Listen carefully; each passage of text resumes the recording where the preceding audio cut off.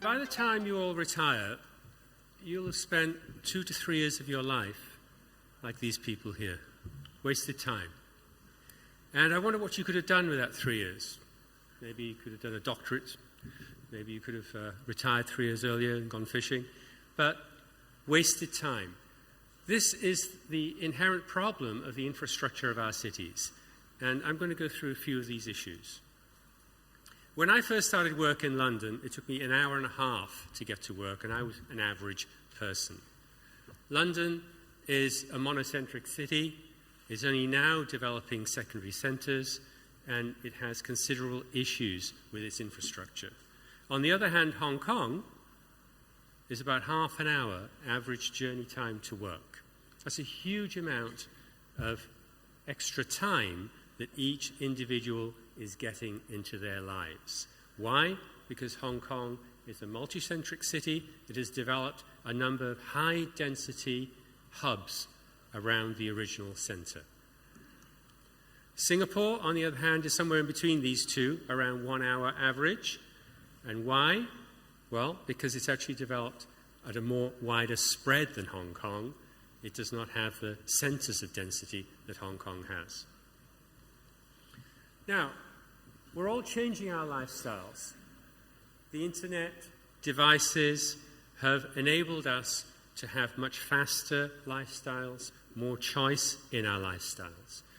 The expectation of our cities is much higher. But our cities are not reacting. They're just not meeting our expectations, and we have to find a way that we can adapt our old cities and build new cities that will meet our expectations. After all, city life is about choice and diversity. What we're looking for from our cities is the choice that we would not get if we lived in a rural situation.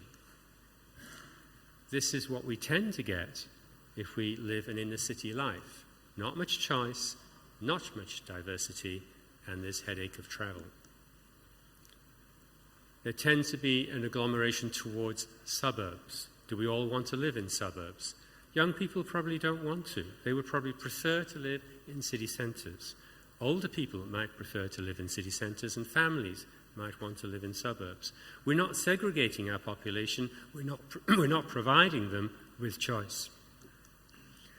And when we do provide them with housing, it tends to be all the same. Excuse me.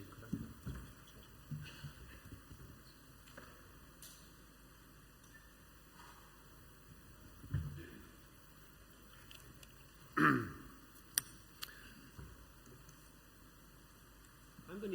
going to use Shanghai as an example here. I could have used any city. Shanghai housing is represented by the yellow. The CBD tends to be one CBD in Shanghai. The new CBD is developing. As you can see, most of the housing is over to the west for historical reasons, and the journey to work is inordinately long. So how can we find new ways of inner-city living that give us the choice and diversity that we're looking for? And what I would propose is that we would actually lower the density of the suburbs in the cities that we have already built, and re-examine the densities of the suburbs in the cities that we are going to build, and increase density rapidly in city hubs. I call them city hubs. So densities of 30 or even 40 to 1 plot ratio would be the norm within a city hub. That would allow the areas outside the city hub to be lesser density, provide parks and so on. So two distinct lifestyles. The city hubs would be created around the CBDs in much the same way as garden cities were created around the cities of Europe in the 20th century, in the 1960s. So inside the city hub, we would have a vibrant work-live lifestyle. And outside the city hub, and this is fairly unashamedly of Singapore, we would have a family life. We already have within China examples of this type of work-live community. In Asia, we have examples of work, live, recreate community, extremely high density communities. New York, we have elevated parks and connectors that can link up our buildings at multiple levels. In London, we have public rooftops. We're looking at ways that we can bring the public up to explore the opportunities afforded by large rooftops. We need to find a way to connect our buildings to make these city hubs. Where would we build city hubs? Well, a city hub requires strong infrastructure. Where two subway lines cross, transit-orientated development, where major roads intersect with two subway lines, this is where you can build a city hub. And here I've just plotted out where these will happen in Shanghai, and true enough, they are developing already. But if we're going to build to those densities, we need more public space. The ground is not enough. We will need to create public space at many levels: basement levels, ground, and upper levels. Here's an example from Hong Kong of public space at many levels, from the B2 level of the concourses of the MTR to the ground level, to bridges at first floor and second floor, and parks at third and fourth floor. Activated rooftops, podiums activated, walkways connecting up buildings, the subway connecting up between mass transit stations, and parks at third and fourth floor. So it can be done. We can create these environments even with old buildings, leading to a new city life, and this is an image from a recently completed development in Chengdu that we've carried out. Some quick design considerations about this, historically, about cities. And I would argue that that is a city hub that we're seeing here. Cities evolved from villages, and those villages reached out their arms and connected up and created the infrastructure of our cities. So when we densify our cities, we need to be very careful not to overload that infrastructure. If we view it as a spider's web, if we put too much load on the spider's web in the incorrect place, it will break. So I would argue that we need to densify where we have interconnections. That's where the web is strongest. Where we already have strong infrastructure, that is where we should densify.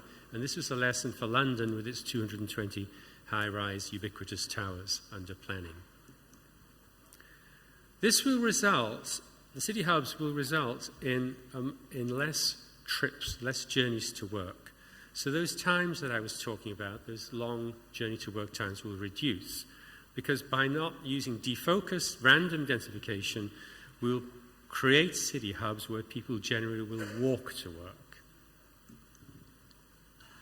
And if we place those hubs where the old villages used to be, or where there were patterns of intersection previously, then we will find that already a lot of the public facilities exist. So within this vision, we can also go further and look at our buildings themselves. In the past, we've always viewed buildings as being mono-use, office or hotel or residential. But those edges are blurring. And if we look at some of our organizations now, and this is Alibaba, the edge between live, work, and recreate has blurred. And so should the design blur those edges. This is a building we've completed in Singapore, a 5,000-seat theatre on top of a mall, but it's an open-air mall. This is a very important public hub within Singapore. Building in Beijing, integrated and connected to the surrounding environment.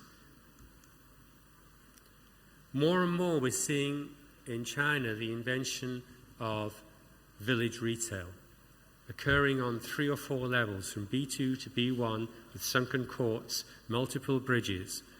This glue that holds together our towers. Buildings will become more porous.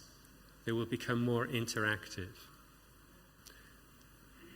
Public decks will be created at many levels, and connections will exist at many levels. So porous, high-density developments is what we're seeing being built right now in places like Hongqiao, which are high density but restricted because of airport height limits. And I anticipate that this will continue across China, with the development of China now focused upon better use of land. Even public space interconnected at high level.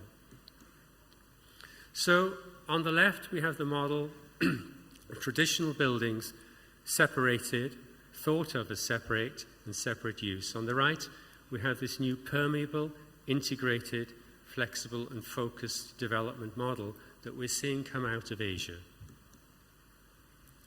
This is a development in Chongqing, Jifangbei, and this tower has 12 stories of multiple use at the base, which connects the tower to the city. And in the future, the city will connect at multiple levels by footbridge into this development. So we can achieve our aim of a connected inner urban life for the people who want to live a high-density, connected life. Thank you very much.